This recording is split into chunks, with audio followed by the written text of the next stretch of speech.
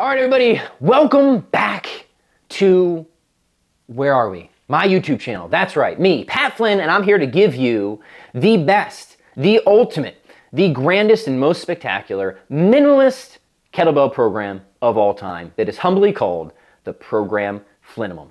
Obviously, I know what I'm talking about because I have a Whitney Houston t-shirt on. So let me tell you what this video is all about. By the end of this video, my friends, you are going to have a program that you can take, use, and get awesome results with to become a robust fitness generalist. Somebody who is good to great at lots of different things, lean, hard, muscular, powerful, mobile, well-conditioned. That is what the program FLYNNIMUM is all about. This is great for beginners, but it's also really effective even if you are more intermediate or advanced. So stay tuned, have something to take some notes with. I will, of course, have the program down in the comments written out for you for your convenience, but please, watch this entire video because I'm going to give you the entire program, the exercises, the sets, the reps, and even some nutritional guidance as well, so you can just literally put it into practice right away. I'm all about giving you the goods here on the Kettlebell Quickies YouTube channel. But first, we have to talk about the core informing philosophies behind the program FLYNNIMUM. And those two philosophies are really what informs my entire approach to fitness. They are minimalism on the one hand and generalism on the other. It's so important that you understand these before you begin this program so you know what you're doing and why the heck you're doing it. Let's start with generalism. So the idea of being a generalist is somebody, again, who's just sort of good to great at a lot of different things, and we're not really worried about being the best at any particular one. We're not worried about hyper specializing. And the reason generalism resonates with me, and I know it resonates with so many of you, is because being a generalist is awesome. Who doesn't want to be great at lots of different things? And really, who cares about being the best at any one? But beyond that, it allows fitness and health to be mutually reinforcing. Fitness and health are not the same thing. Fitness is the ability to complete a task, where health is something like the ideal interplay between the organs and bodily systems. When people hyper-specialize, they often give up health to get more fitness. That's not my approach. That's not what I'm about. I think you can look amazing, you can perform extremely well, and you will have longevity in your fitness pursuits if you focus on being a generalist. So that's what we're going for. That's the outcome, generalism. The approach, of course, my friends, is minimalism. Now, there's a lot of confusion about minimalism these days. A lot of goons walking around calling themselves minimalists because they, have one piece of exercise equipment like a little pink band and they live out of a backpack. That isn't minimalism to me. Minimalism is not just doing very little. Minimalism is doing the least. And there's an important difference between doing the least and doing very little. If you have big goals, if you're an aggressive person, you should still want to be a minimalist, but what you have to do might involve a lot of work because your goals are so significant. Minimalism is simply this. It's finding that ideal intersection between effectiveness, doing the right things, and efficiency, doing things right. It's about optimization. It's about not being wasteful in your efforts. It's about making every single effort count as much as possible. So think of a chicken breast, right? If you have a chicken breast, you want to cook it up. Well, you don't want to undercook it because then you have a piece of raw chicken, and that's not very good. That's not very tasty. You have chicken sushi. You shouldn't eat chicken sushi, right? Well, you don't want to overcook it either because then you have chewy chicken. And that's not good. You want to cook it just right, just the least amount that you need to have that delicious, juicy, well-cooked chicken breast that isn't going to give you salmonella or something like that. Okay, so something similar is the case when it comes to approaching exercise. You don't want to undercook your exercise program. You don't want to put too little into it because then you're going to be a piece of raw chicken. You don't want to be a piece of raw chicken, of course not.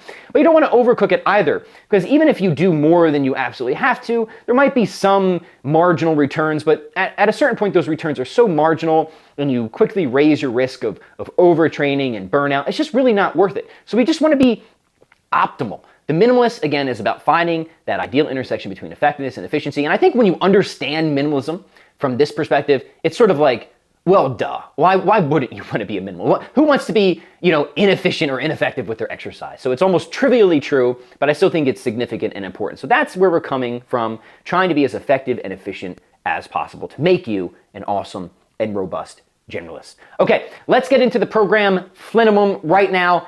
Here, my friends, is what we are going to be doing. First, we're going to focus on the fundamental compound high-yield exercises, the categories being push, pull, hinge, squat, and then a little something for the abs, all right? Can't forget the abs are so important. It's, who doesn't want great abs? Not just great looking abs, but strong abs too. So I got something really cool for you in that department, minimalist ab training. All right, now we're going to assign exercises to each of these categories. And again, the program FLYNNIMUM is kettlebell based. The kettlebell is an awesome tool for the fitness minimalist. It's compact. It's very versatile. You can train at home. Look, this is like real life stuff for me, guys. I have like an uncountable number of children. I'm very busy, a lot of writing projects. I run my own business. So like minimalism is really important to me. Like, so this isn't something I just teach other people. It's something that I live. You can get this done. Okay, push. We're gonna focus on the double military press. And very importantly, guys, if you don't know these exercises, I have tutorials all over my channels. Just look them up, and I'll try and link the relevant ones below as well. Double kettlebell military press, awesome push exercise. For the squat, we're going to do the kettlebell front squat, another fantastic exercise, especially for building lower body strength and muscle. For the hinge, with the kettlebell, we're really just going to focus on the ballistic here. So you're going to have the swing or double swing. I'll give you an option depending on what level you're at. For the pull, also two options. You can perform pull-ups, not a kettlebell exercise, but such a good exercise that I want to make that available to you if you're into pull-ups, and you should be, because pull-ups are great. If you're not into pull-ups, or you don't have a pull-up bar, or you just haven't advanced to performing pull-ups yet, then you're going to perform the bent over row, the kettlebell bent over row, another awesome pulling exercise. Let me just do the hair flip there. You guys like that? I know you do. All right, and then for the abs, you're really just going to focus on one of my two options here as well. You can do ab wheel or hollow hold, both extremely high yield. You could also alternate these every session. Just really phenomenal exercises to make sure that you can hit the right intensity to really challenge, the abdominal wall and make sure your ab training actually counts for something. So to quickly reiterate, push, double press, squat, front squat, hinge. We have the swing or double swing. For the pull, I can't get this finger up without the pinky going with it. So we're just going to do 4 and 5. Pull is pull up or bent over row, and 5 is ab wheel or hollow hold. Man, hollow holds are vicious. You guys are gonna love to hate that exercise. Okay, so those are your exercises. Now, how are we going to perform them? Very important. Please pay attention, my friends. So weeks 1 and 2, here's how this is going to work. 3 sets of 10 reps of all the exercises. Every routine will be 3 sets of 10 reps of all those exercises, okay? Now, this is also very important, intensity. This will apply throughout the entire program. What weight do you use? Such an important question, and if you don't get this right, you're just not going to, this is not going to be nearly as effective or efficient as it can be and should be. When it comes to picking a weight or a degree or amount of resistance for these exercises, you need to be sure that you are within 2 to 3 reps of technical failure.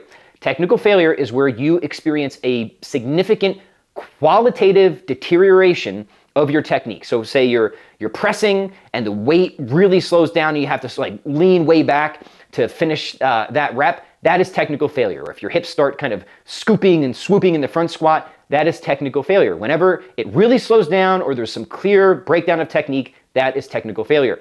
Now, you can push right to technical failure if you want, but what I'm saying is you at least need to be within 2 to 3 reps of technical failure. So if you're doing the front squat for 10 reps, you need to pick a weight where you will be hitting technical failure if you performed, say, 12 reps. This is so important. If you want to get stronger and you want to grow, if you really want to make progress optimally, you need to make sure that these are hard sets. Intensity matters. You have to be really challenged. So that is your prescription, okay? So bringing it back for weeks 1 and 2, 3 sets of 10 reps. Now we're going to move forward here, so pay attention. I will have this again in the comments, so it's all written out, but it's just watch my face and listen to my mouth and stuff, all right? Weeks 2 and 3, 3 sets, weeks 3 and 4, camerawoman, they're shaking her head. That's wrong, Pat! That's wrong, we're not redoing this video. Weeks 3 and 4, not again. Weeks 3 and 4, we have 3 sets of 12 reps, all right? So we just bumped the reps up by 2 for each of the exercises. Okay, week 5, just week 5, 4 sets of 10 reps. So now the sets go up, but we're back down to 10 reps, okay? Week 6 is our deload. Listen up, you go back to week 1 for week 6, but you do it at 50% volume. So week 6 is the same as week 1, but you're just doing half the total amount of work. The intensity and weight stays the same, but you just really half of the number of sets. When it comes to odd numbers, just round down, okay? So that's week 6. And then finally, week 7 and 8, because this is an 8-week training cycle, you are at 4 sets of 12 reps. So this is the most challenging one, obviously. So 4 sets of 12 reps of everything. So that is your entire 8-week program FLYNNIMUM. And again, I can't emphasize how important it is to hit that intensity. These have to be hard, challenging sets. Now there's more, all right? I know I said minimalist, but there is more because we want to make sure that we are becoming robust generalists. So a few things that you have to incorporate into the program FLYNNIMUM. First is conditioning. So the primary routines are largely strength and muscle focused, but we want to make sure that we develop our work capacity as well. So this is the kind of more fun and spontaneous and creative part. For conditioning, 1 to 2 times per week, you're just going to grab one of my high intensity metabolic kettlebell complexes and run it for 15 to 20 minutes.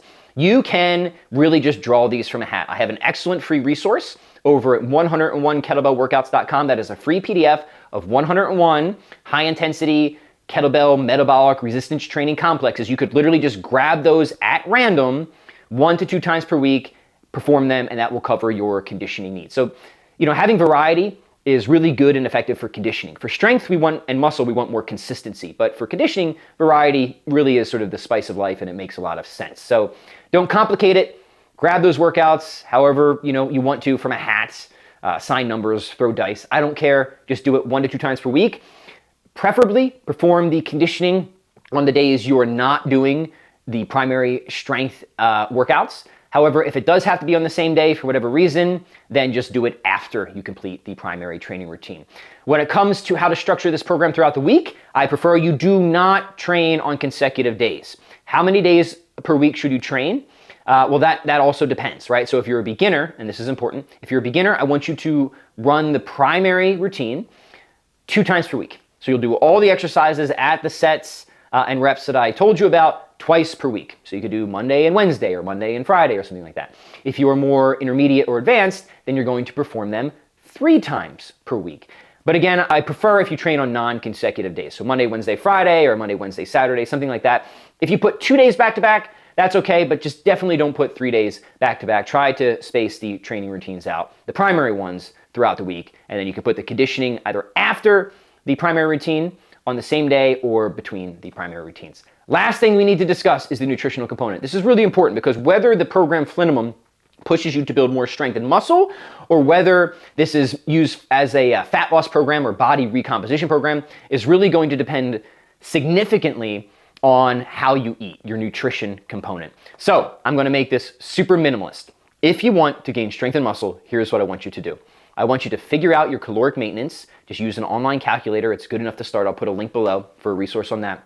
And then I want you to hit somewhere between a 300 to 500 calorie surplus. So every day you will aim to be above your caloric maintenance by 300 to 500 calories, okay? That's if you want to gain strength and muscle, lean gains, right? So that's not the most aggressive surplus, but that's the point. We don't want to just overshoot there.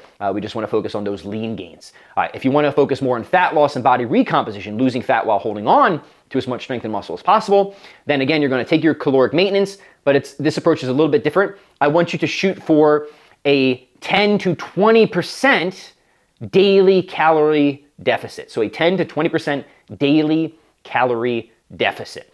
And that's really it. So if you want to gain strength or muscle, 300 to 500 calorie surplus. If you want to lose fat, a 10 to 20% calorie deficit. The other thing I want you to focus on is protein intake. And this is the same no matter which path you take. Try to have 1 gram of protein per pound of desired body weight per day. So whether you're focused on strength and muscle or fat loss, doesn't matter. Try to have 1 gram of protein per pound of desired body weight per day. And then of course, common sense, good eating principles, avoid the hyper-palatable processed foods, lots of good lean protein, fruit, vegetables, healthy fats, all that sort of thing. I've got lots on this channel and my other channel covering nutrition, but that is your minimalist prescription to determine which direction primarily the program FLYNNIMUM is going to push you. So my friends, there you have it. There's been a lot in this video. I'm sure you have questions. If you do, please post them below. I'll answer as many as I can, as long as they are not ridiculously stupid. And I hope you enjoyed this video. I enjoy having you here. If you like what we're doing here and you want to see more content like this, do me a favor, hit that like button, hit that share button, subscribe, and tell me if you're committing to this program in the comments below. I want to hear from you, and I want to hear how it goes. Strong on.